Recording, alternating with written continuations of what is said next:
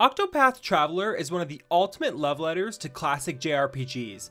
While it isn't perfect, it does so much right. Whether it's the great sprites, incredibly beautiful graphics, a strategic but easy to understand turn-based battle system, or 8 fully fledged stories, Octopath Traveler has so much to offer and harkens back to the golden era of RPGs while also forging its own path in its genre. And if you enjoyed this video, make sure to hit the like button because that tells YouTube that you enjoyed it and it brings other people into the video. And also, we are on the road to 5,000 subscribers, and when we hit it, I will be giving away a game of your choice. And so enter in the link below.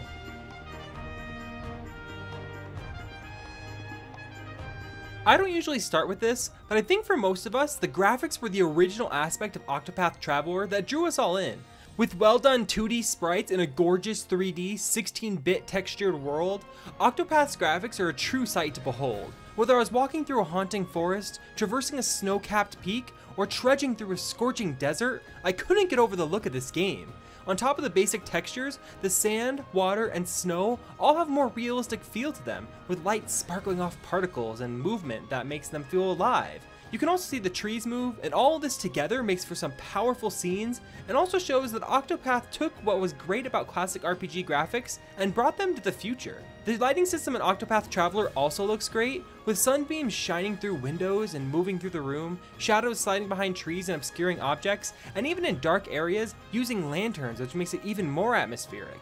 However, there were times when the shadows were so dark it obscured the area and made it hard to see, and on the other end of the spectrum, there were times where the sunlight almost completely obscured talking characters. While none of this was a big deal, it was kind of jarring when the rest of the graphics and lighting system are so well done. The world of Octopath Traveler itself is also brilliantly well done.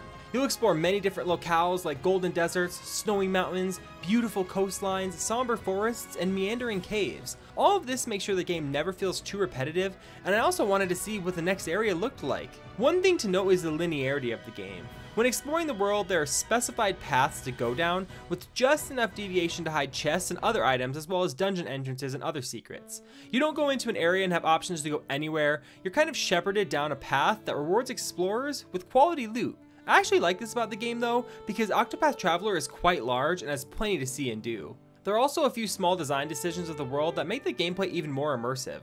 First, I loved being able to just walk in and out of a building without any type of loading screen, and felt the same with the way entering and exiting rooms feels. It makes the world more cohesive. I also loved that when going to shops, instead of having to open a door, go through a loading screen, then walk up and talk to someone, you could just click on the door and immediately you're in the shop UI. Little touches like this go a long way to improving immersion when spending hours in a JRPG like this. To touch on it shortly here as well, the music in Octopath Traveler is insanely good. This is one of the best soundtracks I have heard in a very long time. I consistently stopped to listen, and the atmosphere of so many moments was boosted by music perfectly suited for it. Also, the voice acting is well done for the most part, with few areas missing the mark. While the whole game is not voice acted, all the main story beats are, and the characters are all accented by their respective actors. But seriously, that music though.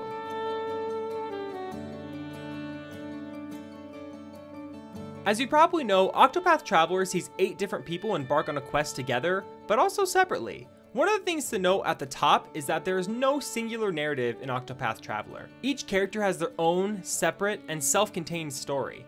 You will start off choosing whichever character you want to begin with, and the only real ramification of that choice is you will have to have that character in your party for the rest of the game. However, you quickly have the opportunity to pick up the other 7 characters. You can play each character's origin story in first mission, and then from there you can choose how much you play of each character's story. To be honest, the first few hours of this game are kinda rough, because each character's beginning, while different atmospherically and story-wise, are the exact same formula for gameplay. You start off with a lot of dialogue and backstory, a problem arises, you go through a dungeon, and then you fight a boss at the end. While that may just sound like standard RPG style, doing 8 of these in a small period of time can feel daunting. However, once the second chapter starts and you get further into the story, the game really picks up the pace. If you choose, you could technically just grind through a couple character stories and completely ignore the other characters. However, having all 8 will not only make the game more fun, but you should definitely pick them up for the sake of your party and the differences in abilities. The progression of story with one character doesn't affect the progression of the others, which is both weird and good at the same time. The stories are all well written, and I love the dialogue in the game, but not all the stories are equal in terms of being compelling and interesting. I'd like to say though that I really like the fact that all the stories are self-contained. While I do wish they came together or crossed paths in a way that made them interact more, Characters will make comments from time to time on the other characters' stories. However, I like that there is not some main big bad the whole party is going after. I like how each of the characters are their own person and have their own path and journey they're on.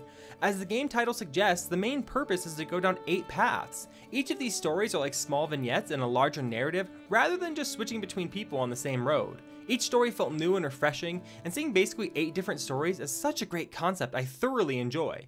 What's more, the stories are very different, and each character differs in their personality and approach. There are definitely some I wanted to play through and learn about more, but all of them are compelling enough to see their story through, which I still haven't done at this point. After over 70 hours, I still haven't been able to complete everything, and I also still want to keep jumping back in. One last thing I would like to mention is that each character has a path action. These are mainly used outside of combat, with characters like Therion the Thief being able to steal from people, and others being able to do things like provoke a person to battle. These add unique ways to interact with NPCs of the world, and can influence the story by changing their reputation and affecting the way people think about you. While not the most in-depth system, it's a nice addition.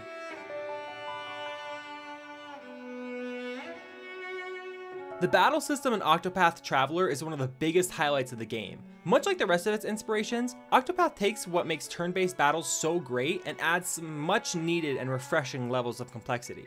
First is the vulnerability system. Each enemy has a set of vulnerabilities, and rather than targeting a single weak point or having a basic elemental weakness, enemies have a combination of them all, and it takes experimentation with attacking to figure them out.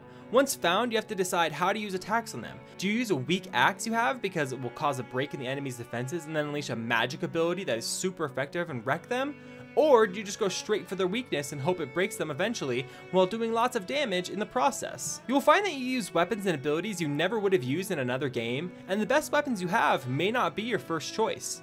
What's so great about this is that it encourages experimentation with every battle. When you encounter new enemies, you don't know what their weaknesses are or what to use against them. Because of this, each battle will require new tactics and a different approach. There are a few other mechanics like the fact that enemies scale up as you progress, enemies' armor has to be brought down before doing full damage, and the fact that you gain bonus points which lets you do more powerful attacks. With bonus points, you can save them up and then unleash a devastatingly powerful magic attack or physically hit enemies the same amount of times as points you have. Bonus points also allow your healing spells to heal more HP or buffs and debuffs to last longer. You could use the bonus points to try and break your enemy for the next attack, or save up your points until after an enemy is fully vulnerable. Then each character has their own class of sorts, and each has different abilities and movesets. Also, each class is only capable of using certain types of weapons. This not only makes each character useful, but necessary depending on the battle. Then there is the job system. Around the world you'll find shrines, and at these shrines you can find jobs. When these jobs are chosen, they will allow characters to wield more types of weapons or have different abilities. This means a character who could not use magic may be able to after learning a job type. Some of the special jobs are hidden behind extremely powerful bosses I haven't even been able to beat yet. This gives each character an even greater amount of customizability and lets you spec your party in even deeper ways. However, only one character can equip a job type at a time, so you can never have 2 characters with the same job. The bosses in the game ramp up in difficulty quickly, and for the few final bosses I've beaten at the end of a character's storyline, they required a significant amount of time and strategy to beat.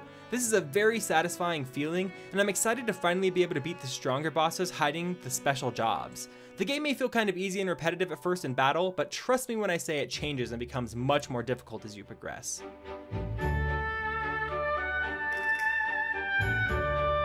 Octopath Traveler is one of the best JRPGs I've played in quite a while. Successfully playing to nostalgia while also iterating and making a more modern take on this type of game sets it apart from the rest. For pros, the graphics and world are stunning. I still can't get over how much I love the art style of this game. I love the 8 stories in each character, and I've had so much fun going through each of them. The battle system is complex and requires strategy while never feeling overly complicated or clunky. For cons, while there weren't many, sometimes the lighting effects were a little weird, there were a few spots with messy voice acting, and I would have liked for the stories to intertwine more, considering they were all traveling together. Also, the first hours are a bit of a drag, but the game picks up after the beginnings of each character. Octopath Traveler was made by those who loved the golden era of SNES RPGs. It was made as both a love letter and a desire to be something new. Octopath accomplishes those things and more, with visuals unparalleled in gaming, a unique take to storytelling, and strategic and very satisfying turn-based battle systems. While it has its issues here and there, Octopath Traveler is an amazing game. I'm going to give it a 9.25 out of 10.